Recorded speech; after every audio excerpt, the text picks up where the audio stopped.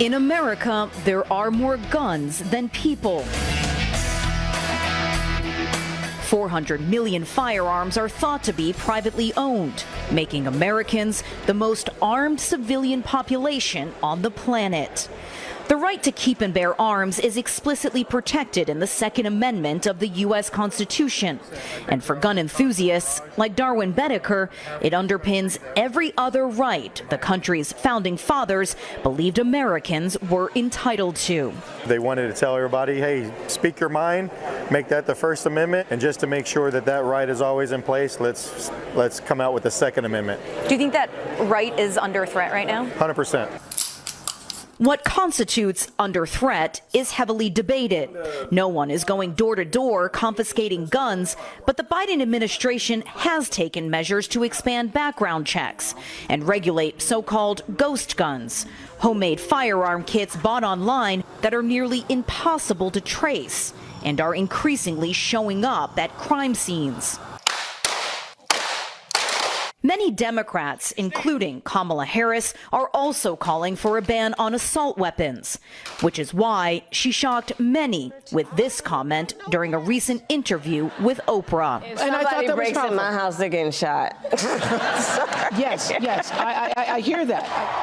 Harris has repeatedly mentioned that she and her running mate, Minnesota Governor Tim Walz, are gun owners and aren't looking to take away anyone's firearms. But that has brought little comfort to many here, who see guns as a way to fight back against a tyrannical government and as a tool for self-defense. That includes Kyle Rittenhouse, who gained national attention in 2020 when, at the age of 17, he shot and killed two unarmed men during racial justice protests in Wisconsin.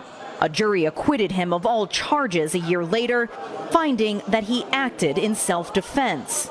The case, though, became a flashpoint in the highly polarized debate over gun rights in America. A gun saved my life, and that's very personal to me because if I didn't have that gun, I'd be dead. I think a lot of politicians are trying to take our guns because they want to turn tyrannical and they want to push their own agenda and push their own narrative and strip away our rights. Former President Donald Trump has pledged to protect gun rights if reelected, despite 2 assassination attempts.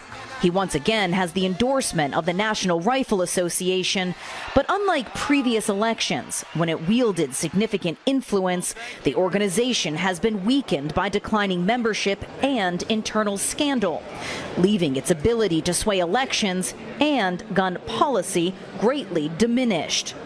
But polls show the issue of guns trails far behind others this election year, even as it simmers in the background. People are very worried that their individual freedoms are going to be taken away, that their liberty, their lifestyle is going to be taken away. The other topic, obviously, is personal safety, because gun violence is the biggest driver in really catastrophic injuries and deaths in the United States.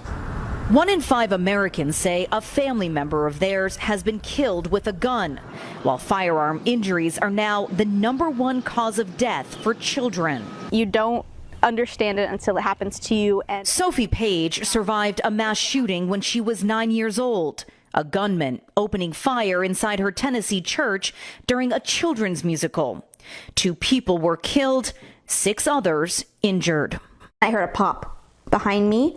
And I turned, and I was in the pews, and I turned, and there was a man with this enormous gun. And I said, "What's happening?" My mom said, "I don't know." She pulled us under the pew, not before I looked left and did see someone covered in blood. We crawled to the exit while the shooting was still going on, while people were still getting shot. She says the experience has defined her life, leaving her constantly on edge, especially in public. How do you reconcile the idea of gun rights in America with personal rights for people to live, to pursue their dreams, to have happiness? I think that the way that I reconcile it is like gun reform is human rights. I've realized that the best we can do while still protecting the Constitution is universal background checks.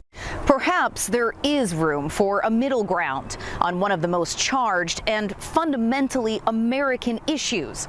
But no matter who wins in November, if recent history is any guide, meaningful gun reform is likely to remain out of reach. Toni Waterman, CNA, Texas.